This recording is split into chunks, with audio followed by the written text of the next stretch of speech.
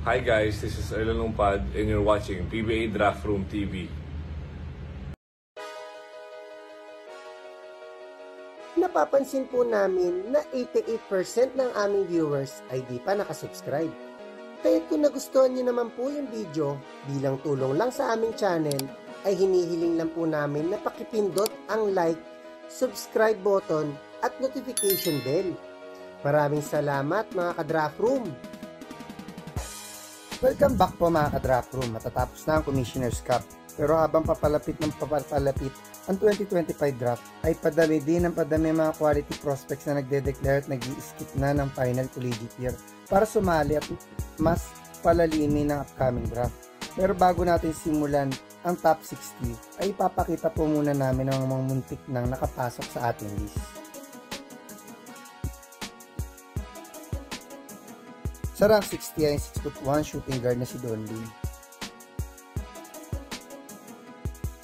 Sa rank 59 ay 6'4" small forward na si Ish Cutler. Kahit medyo nag-struggle ang top tier athletics ay naging solid role player dito si Ish gamit ang kanyang hustle, rebounding at defense. Mag-improve lang ang kanyang opensa sa mga next league ay tataas pa ang draft stock ng Phil-Am. Sa rank 58 ay 6'4" power forward na si Arvin Gamboa.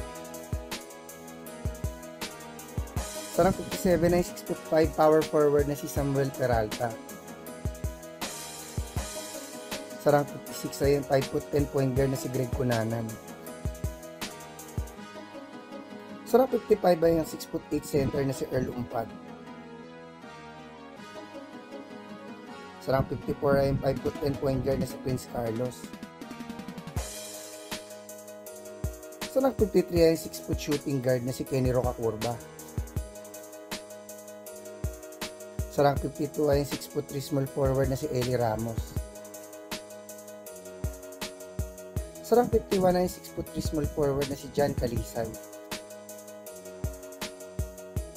Sa rank 50 ay ang 6' shooting guard na si Migs Pangilinan.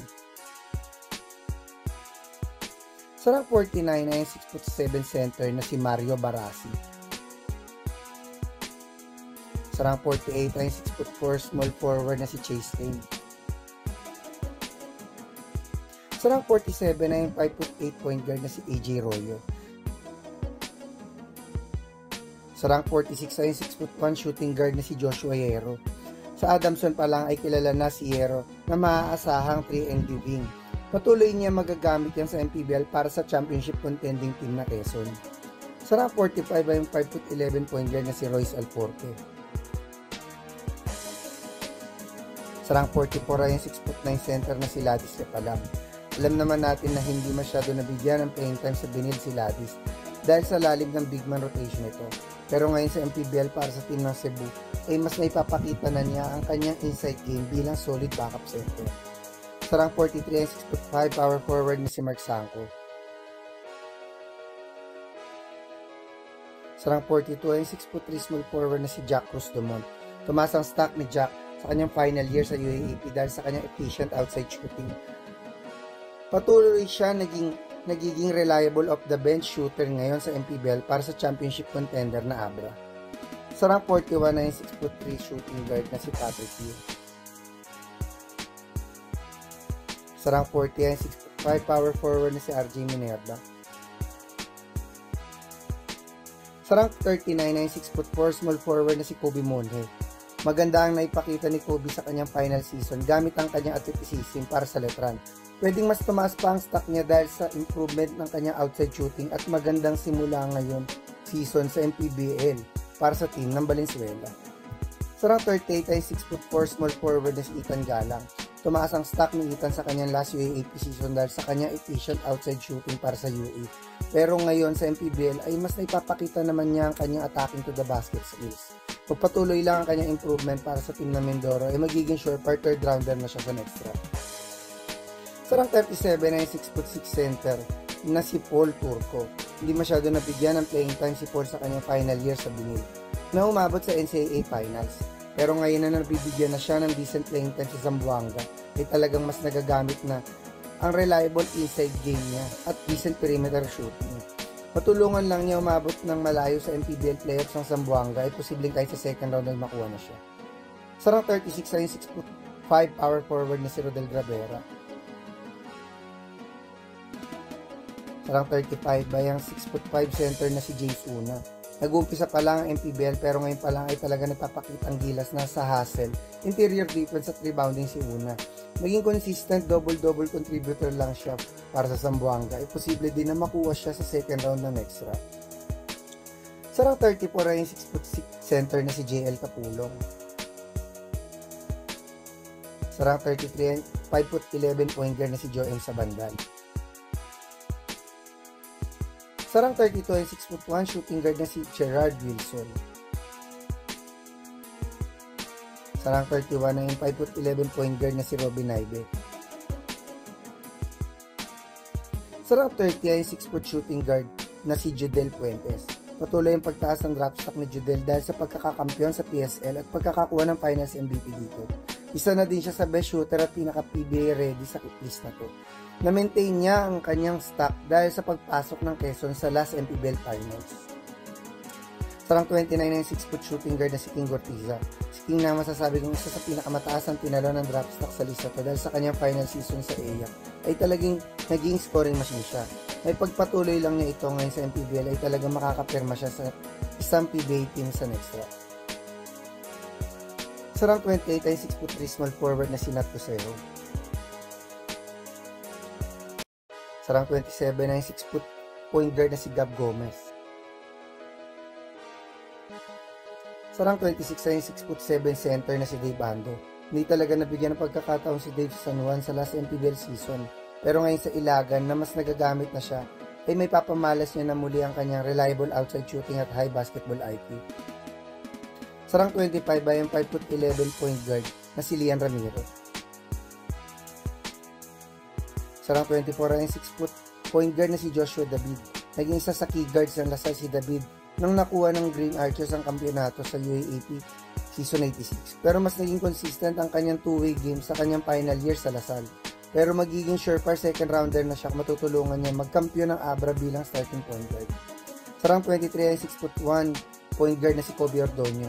Kahit sa brief stint lang sa mga preseason games ng CSB, ay nagpakita ng elite high basketball IQ at high level two-way game si Kobe. Kaya tingin ko, dahil medyo unknown pa siya currently, ay posibleng isa siya sa pwede maging steal sa draft class na ito.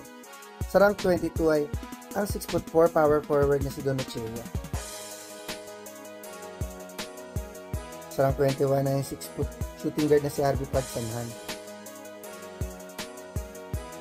Sa rank 20 ay 6' shooting guard na si Sean Titebis. Hindi din eye-popping ang stats ni Sean, pero isa siya sa glugay ng Blue Eagles sa kanilang huling kampyonato. Need niya lang madala ito sa MPBL para sa team ng Ilagan para ma-maintain niya ang kanyang draft stock.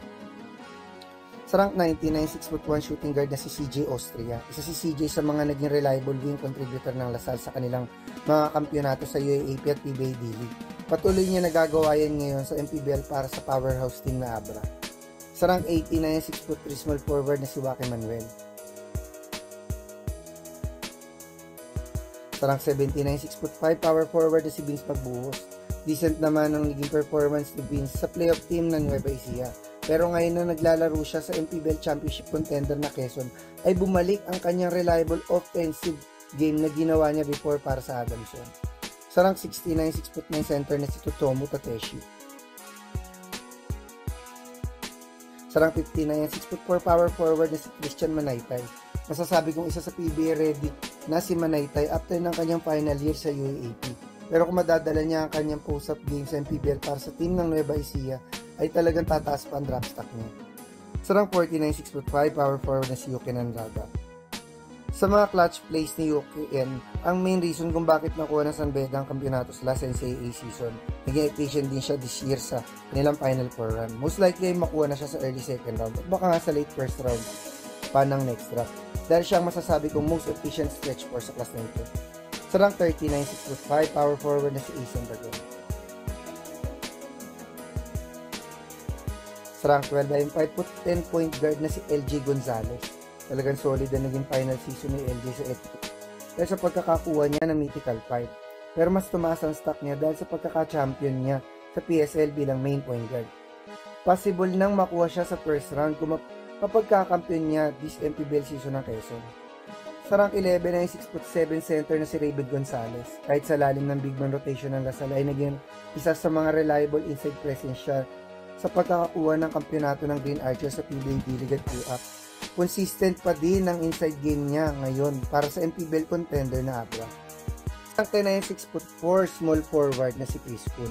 Isa na si Chris sa mga pinaka naging productive para sa Ateneo last season kahit sa mababang field goal percentage.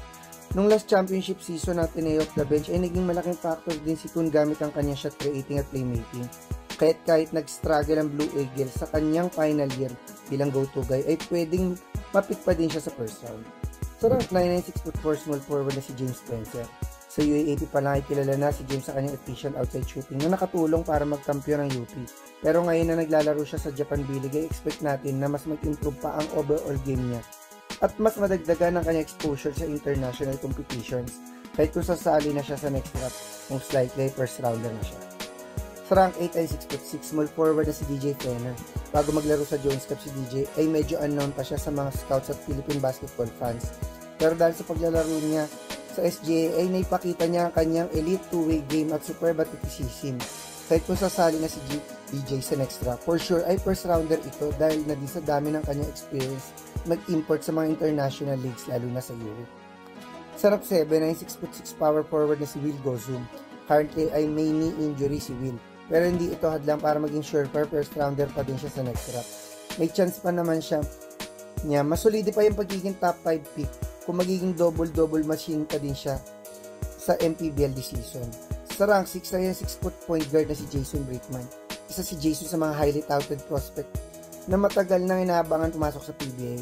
Kaya't ngayon na nag-declare na siya, ay posibleng mapit pa din siya sa top 5 kahit medyo may edad na siya. Tingin ko ay magagamit pa ang prime ng elite playmaking skills niya ng at least 5 years sa PBA. Sa rank 5 ay 6'9" center na si Gio Chu. Sa Ateneo pa lang ay naipakita na ni Gio ang kanyang high basketball IQ at kakayahan maka-adapt sa sistema ni Coach Tab. Pero nang dahil sa mga imports ay limited lang ang naging exposure niya. Kaya't sa the last Asian tournament niya, mas naipamalas ang kanyang inside game at interior defense na talagang possible first rounder siya sa next round. Sa rank 4 ay 6'3" small forward na si Justin Butang. Sa NCAA Philgap Basket pa lang ay naglalaro si Justin ay na-considered first rounder na siya. Pero talagang lalong tumaas ang draft stock ni Justin nung naglaro siya sa KBL. Dahil kahit sa mataas na level ng competition dito ay nadala niya pa rin ang kanyang explosiveness at scoring talent. Kahit kung sasali na siya sa next draft, most likely ay top 5 pick na siya. Sa rank 3 ay 6'2" shooting guard na si Renz Abando. Talagang tumaas ang draft stock ni Renz nung naglaro siya sa KBL. Pero pinakita niyang franchise player caliber siya na naglaro na din siya sa Gilas. Once sumali na siya sa draft, for sure ay top 3 pick siya. Sa rank 2 ay 6'2" small forward na si Terdy Ravena. Halos sa pa-decade na simula ng inabangan ng mga scouts, sumali na si Terdy sa draft. Pero dahil sa paglalaro sa Japan B-League ay naudlot ito. Currently ay kakapirma lang niya sa Dubai team ng 1-year contract para sa EuroLeague. Kahit kung mag-decide niya sa sumali next draft, ay posibleng mapit siya first overall dahil bukod sa PBA ready na siya ay sobrang laki na ng kanyang international experience. Sa rank 1 ay 6'10" center na si Kentin Meliora Brown. As expected ay malaki talaga magiging impact ni QMB para sa UAAP champion na UP. Si QMB ang tumapat sa top Twin Towers na sina Philips at Yambao na talaga nagpataas ng kanyang draft stock. Masosolidify na niya ang pagiging first overall pick once naglaro na siya sa PBL. Habang lumalapit ang draft ay padami ang surprise players na nag-skip at nag-declare ng pagsali sa draft. Expect natin na madami ding PhilAm ang biglang mag-declare na mas mapalalim ang draft. Hanggang sa susunod na lang mga ka-draft room.